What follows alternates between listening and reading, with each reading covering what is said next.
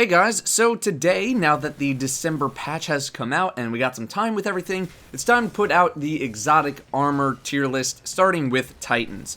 The exotic weapon tier list is getting an update and should come out pretty soon, but we'll be covering the Titan, Warlock, and Hunter armor first, since we haven't had any sort of year 2 list yet.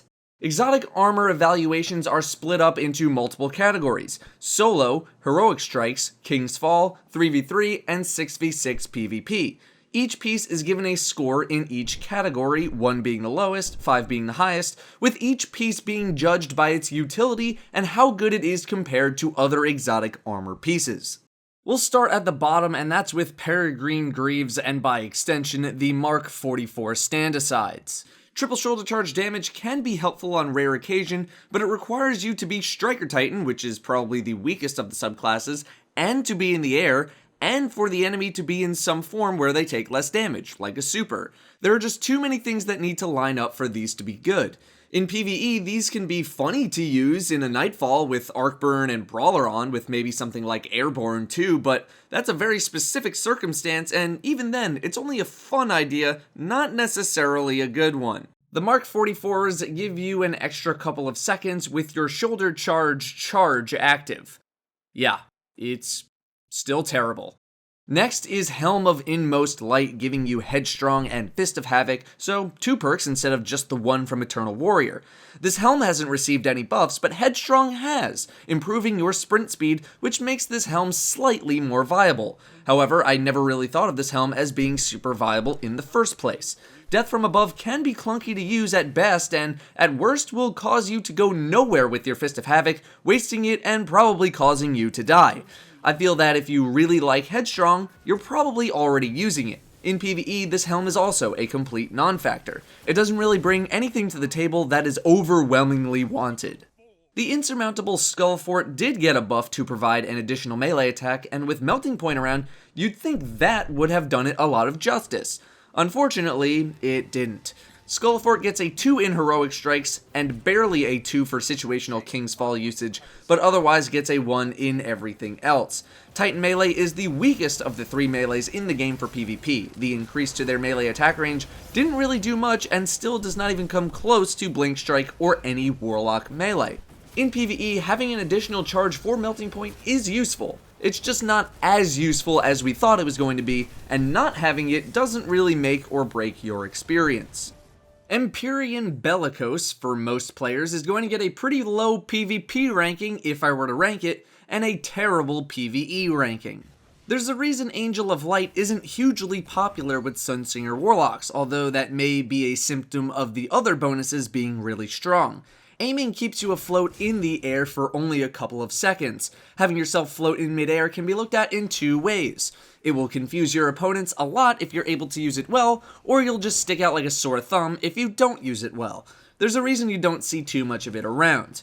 While I understand that a few top tier players have had success with the helm, for the majority of the player base, this is something that will take some practice to get good with. I'll choose not to give it a PvP ranking since it does not increase your power. In PvE, the effect is nearly useless compared to other upper tier exotics and can be safely ignored. Helm of Saint 14 was dominant in year 1, and while it hasn't been affected by any sort of buff or nerf, it's lost some of its mojo thanks to the design of current content. There isn't as much of a demand for crowd control in the form of a Ward of Dawn, and if there is, the Night Stalker's Shadow Shot is there when you need it, and does it way better.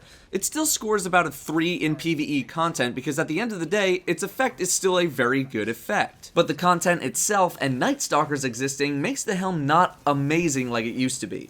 In PvP, it's a 1.5 to a 2 everywhere because most people have learned by now to not enter Ward of Dawn. For the times where you use Ward of Dawn as a Weapons of Light buffer for PvP, you're probably putting it in a safe spot where the effect isn't as needed.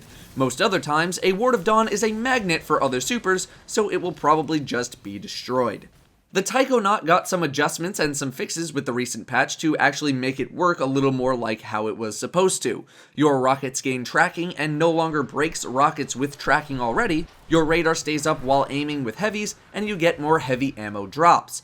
The increased heavy ammo drops don't feel nearly as consistent as something like Ruin Wings, and Ruin Wings are already kind of inconsistent. Gaining tracking on a rocket is alright, but having tracking on a rocket is already a pretty good choice. Even if I didn't have a tracking rocket, it's not that difficult to aim your rockets at the feet of your target.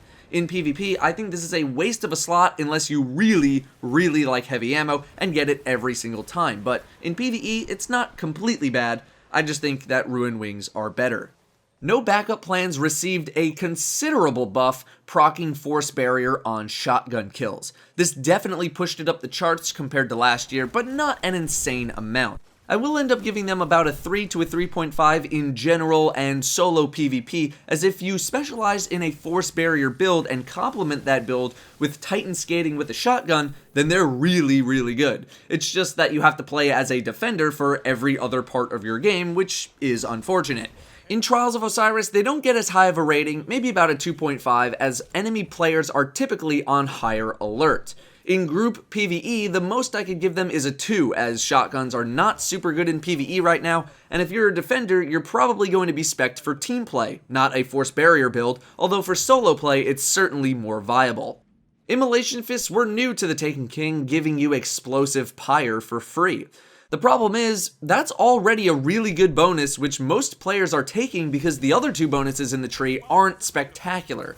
However, with the nerf to Sunbreakers and their hammers, one could argue that Flameseeker is a much stronger ability now, and that's an argument I'm on board with. That being said, having both Flameseeker and Explosive Pyre is very potent for PvP purposes, and for 6v6 gets a 3.5, with 3v3 getting about a 3.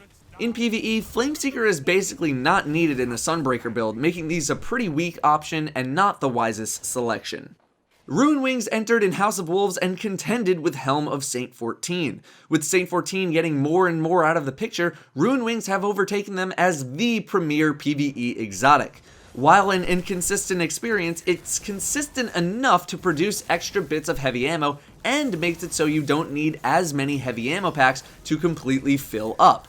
Having heavy more often means that you are at your most powerful more often, and leaves you more than prepared for anything that the game might throw at you, getting these a 5 in PvE. In PvP, if you're not around for heavy ammo, they are basically a waste of a slot, and even though heavy ammo is very strong in PvP, I would not use my slot on these. Crest of Alpha Lupi has a very broad range of power depending on the activity. For example, it gets a whopping 1 in solo play, 6v6 PvP and the hard mode raid, a 1.5 for the normal raid, a 2 for heroic strikes, a 3 for 3v3 PvP, and a 5 for Trials of Osiris. The reason is because the ability to res people is only situationally useful. In Trials of Osiris, fast res is by far the most popular exotic choice because of its strength. Fast resing allows you to sprint by the person that you want to res and allows you to res them without stopping your sprint, which is insanely good. In situations where it's not possible to res or speed resing is not important, this exotic is worth less and less. The Armamentarium makes its triumphant return in the December update. For basically the entirety of Year 1, this was the PvP exotic to have, giving you 2 grenades. In Taken King, it definitely retains a lot of its power. I don't think they overtake Ruin Wings in the PvE department, but they're certainly a more consistent experience than most of the other exotics in the game right now if you don't have Ruin Wings. Combined with Simmering Flames and a Tier 5 Discipline build, you're getting grenades very rapidly. In PvP, having a second grenade is very good, and considering how weak everything else feels in comparison, there are few reasons not to be wearing this. Crest might beat it depending on what kind of player you are for Trials in 3v3, but you can still wear Armamentarium and be very well off. For 6v6, it's definitely still a top tier option.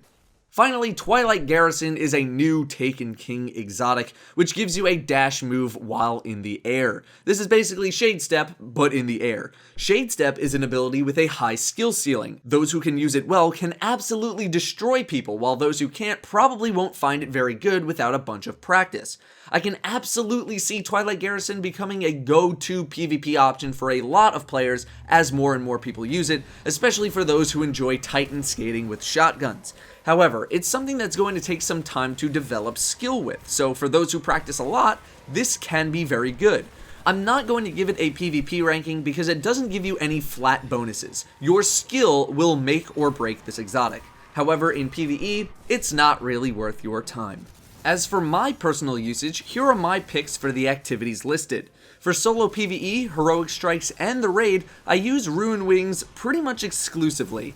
In PvP, I've been using the Armamentarium for both regular play and trials, although I will swap to CREST for trials if we need a fast res. I used to use Immolation Fists until Armamentarium returned. No backup plans get seldom use from me whenever I feel like using the Chaperone in general 6v6 play. Those are my Titan rankings for the exotic armor pieces. Tune in for the Warlock and the Hunter armor pieces next. Thank you all very much for watching, and I'll see you next time.